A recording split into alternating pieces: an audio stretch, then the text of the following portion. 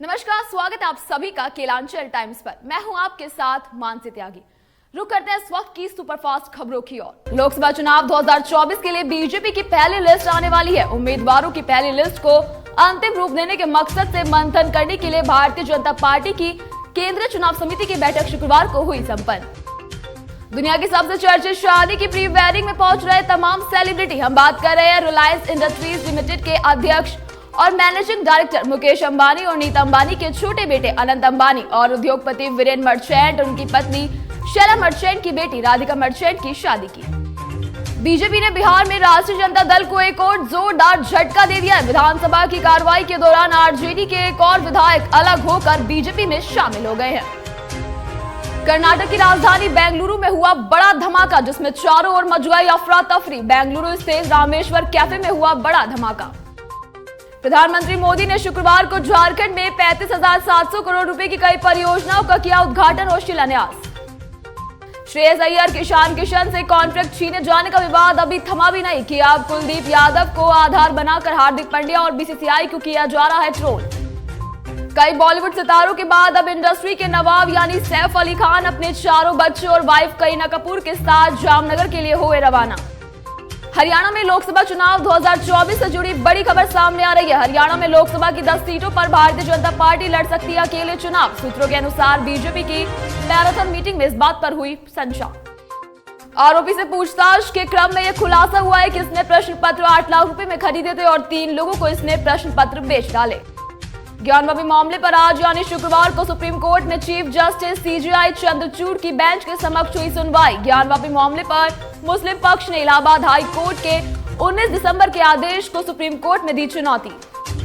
पिछले 9 साल में सबसे साफ रही दिल्ली की हवा। सेंट्रल पॉल्यूशन कंट्रोल बोर्ड की माने तो इस साल फरवरी में ज्यादातर दिनों में वायु गुणवत्ता सूचकांक 200 से क्रम में किया गया दर्ज। पद्म भूषण अवार्ड ही चुरा ले गए चोर। जीसी चटर्जी को दिया गया था पद्म भूषण अवार्ड। चटर्जी पंजाब और राजस्थान यूनिवर्सिटी के कुलपति, सपा लोक सेवा आयोग के सदस्य और नेशनल बुक ट्रस्ट के थे अध्यक्ष। रेप पार्टी में सांपों के जहर सप्लाई करने के मामले में आरोपी बिग बॉस विजेता यूट्यूबर एल्विश यादव की अब तक गिरफ्तारी नहीं हुई और उससे दोबारा पूछताछ भी नहीं की गई है। महाराष्ट्र में शरद पवार की डिनर डिप्लोमेसी से मुख्यमंत्री एकनाथ शिंदे ने भी बना ली दूरी। मुख्यमंत्री शिंदे ने भी शरद पवार के डिनर में शामिल होने में जताई असमर्थता। हालांकि शिंदे ने भोज के लिए किया आभार प्रकट। क्या बिहार में लोकसभा चुनाव 2024 से पहले विधानसभा होगी भंग? दिल्ली से पटना तक के सियासी गलियारों में यह सवाल पिछले कई दिनों से सुर्खियों में।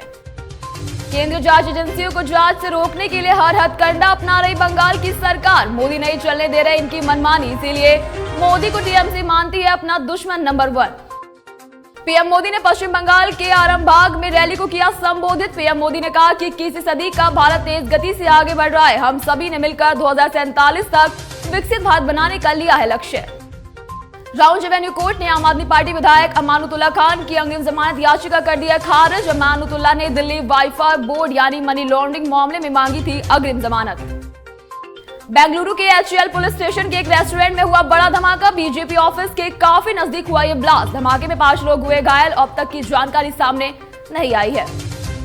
ईडी ने महादेव सट्टा ऐप के मुख्य ऑपरेटर निगिरीश तलरेजा को भोपाल में किया गिरफ्तार। रायपुर ईडी को जांच में तलरेजा और रतनलाल जैन, शुभम सोनी के साथ मिला था करोड़ों रुपए का ट्रांजैक्शन।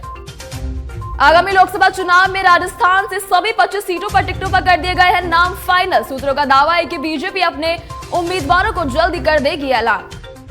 लोकसभा चुनाव 2024 का बॉलीवुड के मिस्टर खिलाड़ी कुमार यानी अक्षय कुमार भी लड़ सकते हैं। मीडिया रिपोर्ट की माने तो जल्द एक्टर बीजेपी कर सकते हैं ज्वाइन और दिल्ली की एक सीट से पार्टी उन्हें उतार सकती है उम्मीदवार। बीते दिनों प्रधानमंत्री मोदी ने वाटर मेट्रो का भी किया था उद्घाटन। अब जल्दी राज्य सरकार इसके सुचारू संचालन की करेगी व्यवस्था।